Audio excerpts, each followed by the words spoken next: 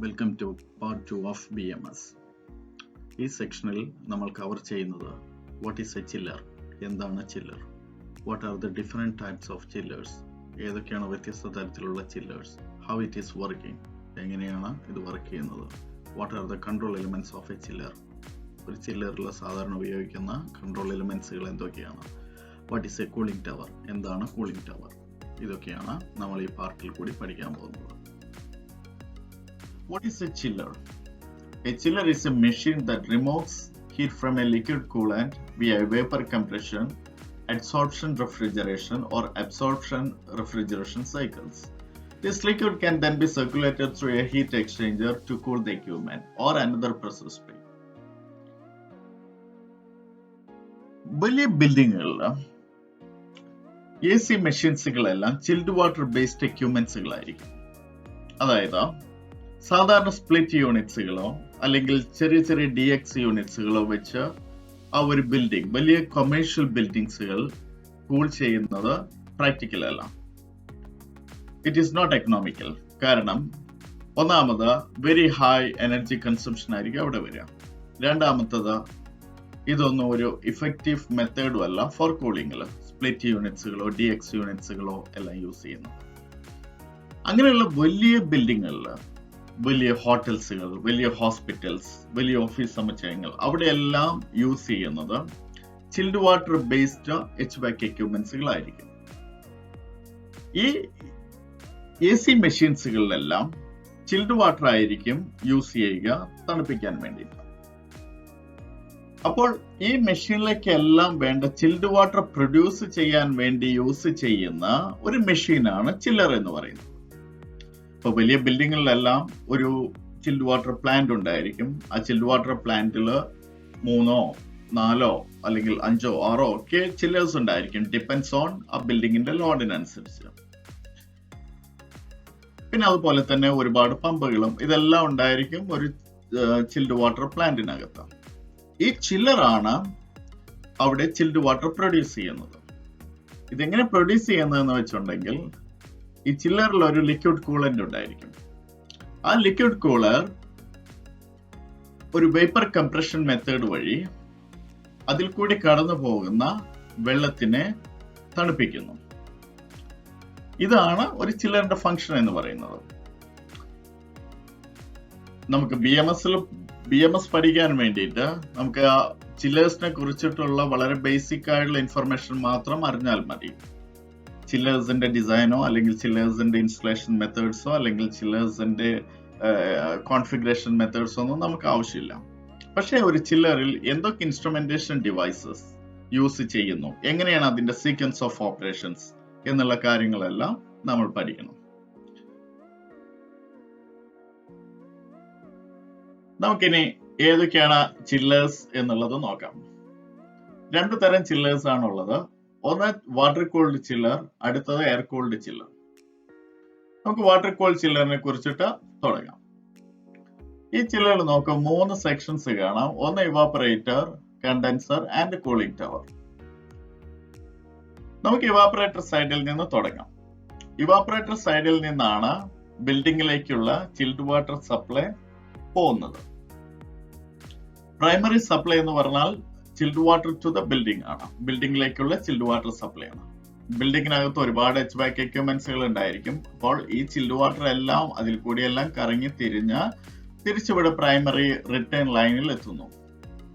ഈ റിട്ടേൺ ലൈനിൽ കൂടി വരുന്ന ചിൽഡ് വാട്ടറിന്റെ ടെമ്പറേച്ചർ പ്രൈമറി സപ്ലൈ ലൈനിലുള്ള ടെമ്പറേച്ചറിനേക്കാൾ വളരെ കൂടുതലായിരിക്കും. അതെന്ത് ചെയ്യുന്നു? ഇവാപ്പറേറ്ററിലേക്ക് വരുന്നു. ഇവാപ്പറേറ്റർ ബേസിക്കലി ഇതൊരു ഹീറ്റ് എക്സ്ചേഞ്ചർ ആണ്. ഇവിടെ വേറൊരു ലൈൻ കണ്ടില്ലേ നിങ്ങൾ? ഇവിടെ ഗ്രീൻ കളറിലുള്ള ഒരു ലൈൻ, ഇതാണ് റെഫ്രിജറന്റ്. അതായത് ഒരു കൂളന്റ് ആണ് ഇവിടെ യൂസ് ചെയ്യുന്നത്. ഈ റെഫ്രിജറന്റ് കൂളന്റ് എന്ത് ചെയ്യുന്നു? ഇവിടെ ഒരു എക്സ്പാൻഷൻ വാൽവ് വഴി ഇവാപ്പറേറ്ററിൽ കൂടി കറങ്ങി തിരിഞ്ഞ കംപ്രസർ വഴി വീണ്ടും കണ്ടൻസർ യൂണിറ്റിലേക്ക് എത്തുന്നു.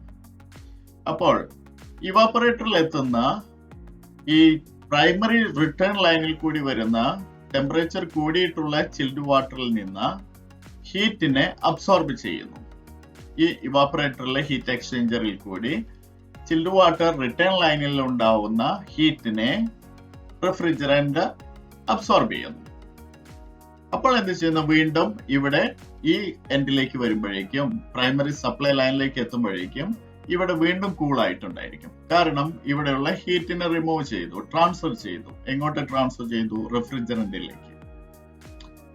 അപ്പോൾ എന്ത് ചെയ്തു, ഈ റെഫ്രിജറന്റ് വേപ്പർ വീണ്ടും റെഫ്രിജറന്റിന്റെ ടെമ്പറേച്ചർ ഇൻക്രീസ് ആയി.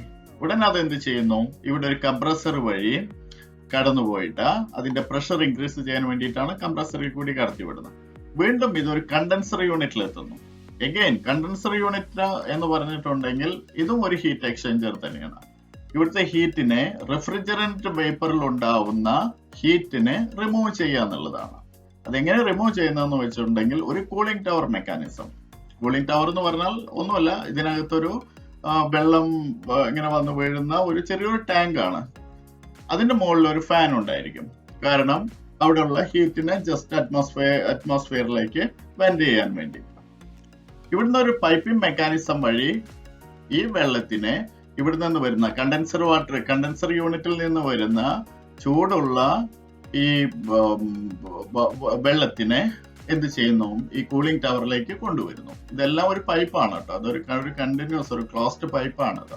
അപ്പം ഈ വാട്ടർ എന്ത് ചെയ്യുന്നു, കൂളിംഗ് ടവർ വഴി വരുന്നു. കൂളിംഗ് ടവറിലുള്ള വെള്ളത്തിൽ കൂടി വരുമ്പോൾ അവിടെ ഹീറ്റ് അഗൈൻ ട്രാൻസ്ഫർ ആവുന്നു. ആ വെള്ളത്തിന് ചെറിയൊരു തണുപ്പുണ്ടായിരിക്കും, അതിലേക്ക് ഹീറ്റ് ട്രാൻസ്ഫർ ആവുന്നു. അവിടെ ഒരു ഫാൻ ഉണ്ടായിരിക്കും കൂളിംഗ് ടവറിന്റെ മുകളിൽ. ആ ഫാൻ അതിനെ അറ്റ്മോസ്ഫിയറിലേക്ക് വെന്റ് ചെയ്യുന്നു. എന്നിട്ട് വീണ്ടും ഈ വെള്ളത്തിനെ കൂളിംഗ് ടവറിൽ നിന്നുള്ള വെള്ളത്തിന് വീണ്ടും കണ്ടൻസർ യൂണിറ്റിലേക്ക് വിടുന്നു. അപ്പൊ ഇവിടെ ഒരു ഹീറ്റ് എക്സ്ചേഞ്ച് നടന്നു. അതായത് റെഫ്രിജറന്റ് വേപ്പറിലുള്ള ഹീറ്റിനെ റിമൂവ് ചെയ്തു. അപ്പൊ ഈ സൈക്കിൾ ഇങ്ങനെ കണ്ടിന്യൂ ചെയ്തുകൊണ്ടിരിക്കും. ഇതാണ് ഒരു വാട്ടർ കൂൾഡ് ചില്ലറിന്റെ ഫംഗ്ഷൻ എന്ന് പറയുന്നത്. അപ്പൊ ഇതിനകത്ത് ഒരുപാട് കൺട്രോൾ മെക്കാനിസംസ് ഉണ്ട്. ആ കൺട്രോൾ മെക്കാനിസം എല്ലാം മോണിറ്റർ ചെയ്യുന്നതും കൺട്രോൾ ചെയ്യുന്നതും ചില്ലറിന്റെ തന്നെ ഒരു മാനേജ്മെന്റ് സിസ്റ്റം ആണ്. നമ്മൾ ആ ചില്ലർ മാനേജ്മെന്റ് സിസ്റ്റത്തിന് BMS ആയിട്ട് ഇന്റഗ്രേഷൻ ചെയ്യാൻ പറ്റും, സോഫ്റ്റ്വെയർ ഡാറ്റ ഇന്റഗ്രേഷൻ ചെയ്യാൻ പറ്റും. അത് നമ്മൾ പറയുന്നുണ്ട്. ഓക്കെ, അപ്പൊ ഇതാണ് ഒരു വാട്ടർ കൂൾ ചില്ലറിന്റെ വർക്കിംഗ് പ്രിൻസിപ്പിൾ. ഇതൊരു വാട്ടർ കൂൾ ചില്ലറിന്റെ വളരെ ബേസിക് ആയിട്ടുള്ള ഒരു വർക്കിംഗ് മെത്തേഡാണ്. ഇതിൽ ഇവാപ്പറേറ്റർ സൈഡിൽ നിന്ന് ബിൽഡിങ്ങിലേക്കുള്ള ചില്ല് വാട്ടർ സപ്ലൈ പോകുന്നു. അതുപോലെ തന്നെ ബിൽഡിങ്ങിൽ നിന്നുള്ള ചില്ല് വാട്ടർ റിട്ടേൺ വരുന്നു തിരിച്ച് ഇവാപ്പറേറ്ററിലേക്ക്. ബിൽഡിങ്ങിലുള്ള ഒരു എക്യുപ്മെന്റ് ആണ് ഇവിടെ കാണിച്ചിരിക്കുന്നത്, എയർ ഹാൻഡ്ലിംഗ് യൂണിറ്റ്സ്. ഈ എയർ ഹാൻഡ്ലിംഗ് യൂണിറ്റ്സ് ചില്ല് വാട്ടർ എയർ ഹാൻഡ്ലിംഗ് യൂണിറ്റ്സ് ആണ്. ചില്ല് വാട്ടർ ആണ് അതിൽ ഉപയോഗിക്കുന്ന മീഡിയം തണുപ്പിക്കാൻ വേണ്ടിയിട്ടുള്ള. ഇവിടെ കണ്ടൻസർ വാട്ടർ സൈഡ് നോക്കൂ. കണ്ടൻസർ വാട്ടർ സൈഡിലെ ചൂടുള്ള വാട്ടർ എന്ത് ചെയ്യുന്നു, കൂളിംഗ് ടവറിലേക്ക് പോകുന്നു. കൂളിംഗ് ടവറിൽ അതിലെ ഹീറ്റ് റിമൂവലെല്ലാം കഴിഞ്ഞതിന് ശേഷം തിരിച്ച് കണ്ടൻസർ വാട്ടറിലേക്ക് തന്നെ വരുന്നു.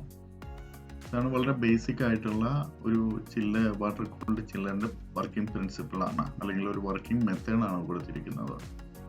ഓക്കെ, നമുക്ക് എയർ കൂൾഡ് ചില്ലറിന്റെ വർക്കിംഗ് മെത്തേഡ് ഒന്ന് നോക്കാം. ഇവാപ്പറേറ്റർ സൈഡ് എല്ലാം സെയിം തന്നെയാണ്. ഏതിനെ വെച്ച് നോക്കുമ്പോൾ വാട്ടർ കൂൾഡ് ചില്ലറിനെ വെച്ച് നോക്കുമ്പോൾ ഡിഫറൻസ് എന്ന് പറയുന്നത് കണ്ടൻസർ സൈഡിൽ മാത്രമേ ഉള്ളൂ. വാട്ടർ കൂൾഡ് ചില്ലറിൽ അവിടെ കൂളിംഗ് ടവർ യൂസ് ചെയ്യുന്നു. ഇവിടെ ഒരു ഫോഴ്സ്ഡ് വെന്റിലേഷൻ ആണ്. അതായത് ഇവിടെ ഒരു ഫാൻ മെക്കാനിസം ആണ് യൂസ് ചെയ്യുന്നത്. അതായത് ഈ റെഫ്രിജറന്റ് ട്യൂബിൽ കൂടി ഉണ്ടാവുന്ന റെഫ്രിജറന്റ് വേപ്പറിനെ ഒരു ഫാൻ വഴി അതിൽ കൂടി എയർ കടത്തി വിട്ടിട്ട് തണുപ്പിക്കുന്നു. അത്രയേ ഉള്ളൂ, വേറെ ഒരു ഡിഫറൻസും ഇതിലില്ല. ഇത്രയേ ഉള്ളൂ. അതായത് പ്രൈമറി സപ്ലൈ ലൈൻ ഇവിടെ നോക്കൂ, 5 ഡിഗ്രി സെൽഷ്യസ് ആണ് ബിൽഡിങ്ങിലേക്ക് പോകുന്നത്. തിരിച്ചു വരുമ്പോൾ അവിടെ 10 ഡിഗ്രി സെൽഷ്യസ് വന്നു. അതായത് ഒരു 5 ഡിഗ്രിയുടെ ഡിഫറൻസ് അവിടെ വന്നു. ഈ 5 ഡിഗ്രിയെ ഈ റെഫ്രിജറന്റ് കൂളന്റ് ഉപയോഗിച്ചിട്ട് എന്ത് ചെയ്യാണ്, അതിനെ അബ്സോർബ് ചെയ്യും. എന്നിട്ട് അബ്സോർബ് ചെയ്തുള്ള ടെമ്പറേച്ചർ, അതായത് അപ്പം ഈ റെഫ്രിജറന്റിന്റെ എന്തുണ്ടായിരിക്കും, ടെമ്പറേച്ചർ കൂടിയിട്ടുണ്ടായിരിക്കും. അപ്പോൾ ആ കൂടിയിട്ടുള്ള ടെമ്പറേച്ചറിനെ ഒരു കണ്ടൻസർ, ഒരു ഫോഴ്സ്ഡ് വെന്റിലേഷൻ മെത്തേഡ് ഉപയോഗിച്ചിട്ട്, ഒരു ഫാൻ ഉപയോഗിച്ചിട്ട് അതിനെ വെന്റ് ചെയ്ത് കളയുന്നു. ഇത്രയേ ഉള്ളൂ. ഒരു എയർ കൂൾഡ് ചില്ലറിന്റെ വർക്കിംഗ് മെത്തേഡ് ആണ്. ഇവിടെ ചില്ലറിന്റെ ഇവാപ്പറേറ്റർ യൂണിറ്റിൽ നിന്ന് ചിൽ വാട്ടർ സപ്ലൈ ബിൽഡിങ്ങിലേക്ക് കൊടുക്കുന്നു. അതുപോലെ തന്നെ ബിൽഡിങ്ങിൽ നിന്ന് ചിൽ വാട്ടർ റിട്ടേൺ വരുന്നു. അതൊരു പമ്പ് വഴി ചില്ലറിന്റെ ഇവാപ്പറേറ്റർ യൂണിറ്റിലേക്ക് കൊടുക്കുന്നു. ഇവാപ്പറേറ്റർ യൂണിറ്റിൽ ഹീറ്റ് എക്സ്ചേഞ്ചറിൽ വെച്ചിട്ട് ഈ കൂടുതലുള്ള ടെമ്പറേച്ചറിനെ റെഫ്രിജറന്റിലേക്ക് ട്രാൻസ്ഫർ ചെയ്യുന്നു. എന്നിട്ട് ഈ റെഫ്രിജറന്റ് എന്ത് ചെയ്യാണ്, നമ്മളൊരു കണ്ടൻസർ യൂണിറ്റിലേക്ക് കൊണ്ടുപോകുന്നു. കണ്ടൻസർ യൂണിറ്റ് എന്ന് പറഞ്ഞാൽ ഇവിടെ ഒരു ഫോഴ്സ്ഡ് വെന്റിലേഷൻ ആണ്. അതിനകത്തൊരു കുറെ ഫിൻസുകൾ ഉണ്ടായിരിക്കും. ഈ ഫിൻസിനിടയ്ക്ക് കൂടിയായിരിക്കും ഈ ട്യൂബ് കടന്നു പോവുക. അതിന്റെ മുകളിൽ എന്തുണ്ടായിരിക്കും, ഒരു ഫാൻ ഉണ്ടായിരിക്കും. ഈ ഫാൻ അവിടെ ഉണ്ടാവുന്ന ചൂടിനെ പുറത്തേക്ക് വെന്റ് ചെയ്യാൻ വേണ്ടിയിട്ടാണ്, അതായത് ഒരു ഫോഴ്സ്ഡ് വെന്റിലേഷൻ. എന്നിട്ട് ഇത് തിരിഞ്ഞിട്ട് എന്ത് ചെയ്യുന്നു, ഈ എക്സ്പാൻഷൻ വാൽവ് വഴി വീണ്ടും ഇവാപ്പറേറ്ററിലേക്ക് കടത്തിവിടുന്നു. ഇതാണ് ഇതിന്റെ ഒരു ആർക്കിടെക്ചർ എന്ന് പറയുന്നത്, അല്ലെങ്കിൽ ഒരു വർക്കിംഗ് മെത്തേഡ് എന്ന് പറയുന്നത് ഇതാണ്. ഇതൊരു ചില്ലർ മാനേജ്മെന്റ് സിസ്റ്റത്തിന്റെ ഒരു കൺട്രോൾ ആർക്കിടെക്ചർ ആണ്. ഇതില് 2 ചില്ലേഴ്സ് ആണ് എക്സാമ്പിൾസ് ആയിട്ട് യൂസ് ചെയ്തിരിക്കുന്നത്. Supply line, return line, bypass line, പിന്നെ അതുപോലെ തന്നെ പമ്പ്സുകൾ, ബട്ടർഫ്ലൈ വാൾസ് എല്ലാം ഇതിൽ കാണാം. ഇതിൽ ഡയറക്റ്റ് മെഷർമെന്റ് എന്ന് പറഞ്ഞ ഒരു ബ്ലോക്ക് നിങ്ങൾക്ക് കാണാം.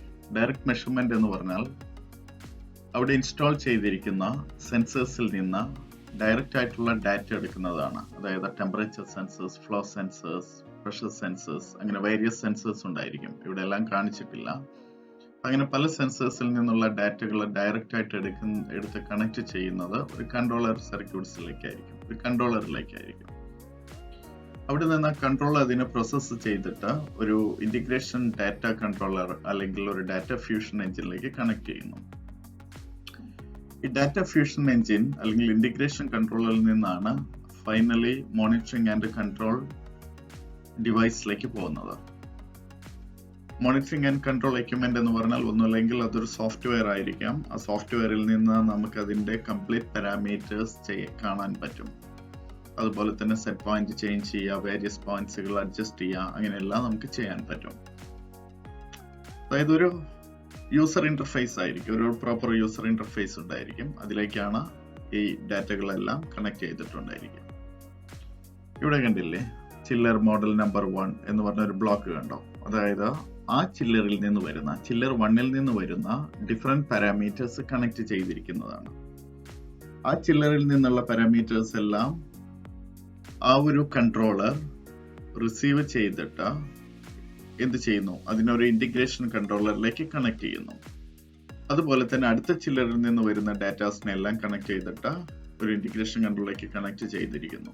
ഈ integration controller will be connected to എങ്ങോട്ടായിരിക്കും, ഒരു ഡാറ്റ ഫ്യൂഷൻ എഞ്ചിൻ. അവിടെ നിന്നാണ് ഫൈനൽ മോണിറ്ററിംഗ് സ്റ്റേഷനിലേക്ക് കണക്ട് ചെയ്യുന്നത്. അതുപോലെ നമുക്ക് BMS സിസ്റ്റം ആയിട്ട് ഇവിടെ നിന്ന് ഡാറ്റയെ കളക്ട് ചെയ്യാം. അതായത് അതിനെ പറയുന്ന പേരാണ് ഇന്റഗ്രേഷൻ എന്ന് പറയും, ഡാറ്റ ഇന്റഗ്രേഷൻ. BMSൽ നമുക്ക് ഡയറക്റ്റ് മെഷർമെന്റ് ഉണ്ട്. ഡയറക്റ്റ് മെഷർമെന്റ് എന്ന് പറഞ്ഞാൽ ഞാൻ പറഞ്ഞല്ലോ, ഇവിടെ ഡയറക്റ്റ് സെൻസേഴ്സ്, ട്രാൻസ്ഡ്യൂസേഴ്സ് എല്ലാം വെച്ചിട്ട് നമുക്ക് ഡാറ്റയെ കളക്ട് ചെയ്യാം. അതുപോലെ തന്നെ BMS കൺട്രോളറിലേക്കും നമുക്ക് ഈ ഡാറ്റാസിനെല്ലാം ഡയറക്റ്റ് ആയിട്ട് മെഷർമെന്റ് ചെയ്യാം. അതുപോലെ തന്നെ ഇവിടെ നിന്ന് ചില്ലർ കൺട്രോൾ സിസ്റ്റത്തിൽ നിന്ന് അല്ലെങ്കിൽ ചില്ലർ സെൻസേഴ്സിൽ നിന്ന് കിട്ടുന്ന ഡാറ്റകളെ ഒരു ഇന്റഗ്രേഷൻ കൺട്രോളർ വെച്ചിട്ട് നമുക്ക് എന്ത് ചെയ്യാൻ പറ്റും, പ്രോപ്പർ ഇന്റഗ്രേഷൻ വഴി ഡാറ്റ ട്രാൻസ്ഫർ ചെയ്യാൻ പറ്റും. BMS സിസ്റ്റത്തിൽ നിന്ന് ചില്ലറിലേക്കും കൊടുക്കാം, ചില്ലറിൽ നിന്ന് BMS സിസ്റ്റത്തിലേക്കും കൊടുക്കാം. അതിന് നമുക്ക് പ്രോട്ടോകോൾ ഇന്റഗ്രേഷൻ എന്നാണ് പറയാം. ഡിഫറെന്റ് പ്രോട്ടോകോൾസുകളുണ്ട്, ബാക്ക്നെറ്റ്, മോഡ്ബസ് എന്നെല്ലാം പറഞ്ഞിട്ട് അതെല്ലാം നമ്മൾ പറയുന്നുണ്ട്.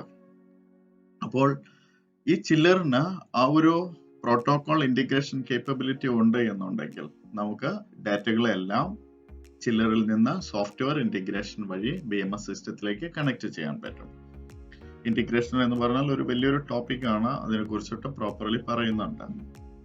ഇതാണ് ഒരു ബേസിക് ചില്ലർ മാനേജ്മെന്റ് സിസ്റ്റം ആർക്കിടെക്ചർ എന്ന് പറയുന്നത്.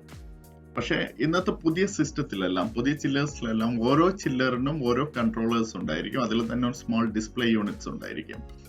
ചില്ലർ മാനേജ്മെന്റ് സിസ്റ്റം വേണം എന്ന് നിർബന്ധമില്ല.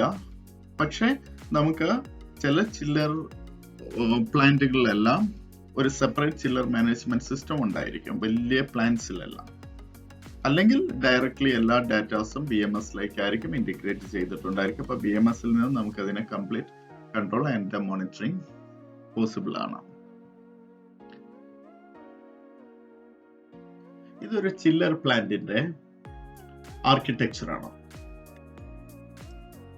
ഇതില് നമുക്ക് കാണാം 3 ചില്ലേഴ്സുകളാണ് ഇവിടെ കൊടുത്തിരിക്കുന്നത്. ചില്ലേഴ്സിന്റെ റൈറ്റ് സൈഡിലുള്ളത് ബിൽഡിംഗ് ലോഡാണ്. പിന്നെ അതുപോലെ തന്നെ ലെഫ്റ്റ് സൈഡിൽ നമുക്ക് കാണുന്നത് എന്താണെന്ന് വെച്ചാൽ ഒരു കൂളിംഗ് ടവർ ആണ്. ഒന്നോ അല്ലെങ്കിൽ അതിലധികം കൂളിംഗ് ടവേഴ്സ് ഉണ്ടായിരിക്കും. അപ്പൊ ഇവിടെ നോക്കാം നമുക്ക് എന്തൊക്കെയാണ് ഈ ചില്ലേഴ്സിൽ വരുന്ന ഐറ്റംസുകൾ എന്നുള്ളത്. നമ്മൾ മുന്നേ പറഞ്ഞു എല്ലാ ചില്ലേഴ്സും BMS സിസ്റ്റായിട്ട് ഇന്റഗ്രേറ്റഡ് ആയിരിക്കും എന്നുള്ളത്. അപ്പൊ അതിനെക്കുറിച്ച് കൂടുതൽ പറയേണ്ട ആവശ്യമില്ല. പിന്നെ കണ്ടോ ഇവിടെ എം എന്ന് പറഞ്ഞിട്ട് ഒരു സംഭവം കണ്ടോ. എം എന്ന് ഉദ്ദേശിക്കുന്നത് മോട്ടറൈസ്ഡ് വാൽസുകളാണ്. അപ്പോൾ ഓരോ ചില്ലേഴ്സിലും ഓരോ ഐസൊലേഷൻ മോട്ടറൈസ്ഡ് വാൽസുകൾ ഉണ്ടായിരിക്കും. പിന്നെ അതുപോലെ തന്നെ ഇവിടെ ടി എന്ന് പറഞ്ഞ് കാണാം. ടി എന്ന് പറഞ്ഞാൽ ടെമ്പറേച്ചർ ആണ്. ഇൻലെറ്റും പിന്നെ അതുപോലെ തന്നെ ഔട്ട്ലെറ്റ് ടെമ്പറേച്ചേഴ്സും മോണിറ്റർ ചെയ്യാനുള്ളതാണ്. പിന്നെ ഇവിടെ നോക്കൂ, ബിൽഡിങ്ങിലേക്ക് പോകുന്നതിന്റെ അവിടെ ഡെൽറ്റ പി എന്ന് പറഞ്ഞ് കാണാം. എന്താണ് ഡെൽറ്റ പി? ഡെൽറ്റ പി എന്ന് പറഞ്ഞാൽ ഡിഫറൻഷ്യൽ പ്രഷർ ആണ്.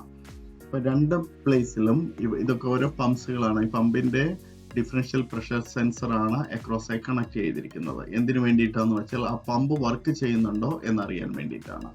പിന്നെ അതേപോലെ തന്നെ നമുക്ക് ഇത് ബിൽഡിങ്ങിലേക്ക് കണക്ട് ചെയ്യുന്ന അവിടെ പ്രഷർ പി എന്ന് പറഞ്ഞ് കാണാം. എന്താണ് പി?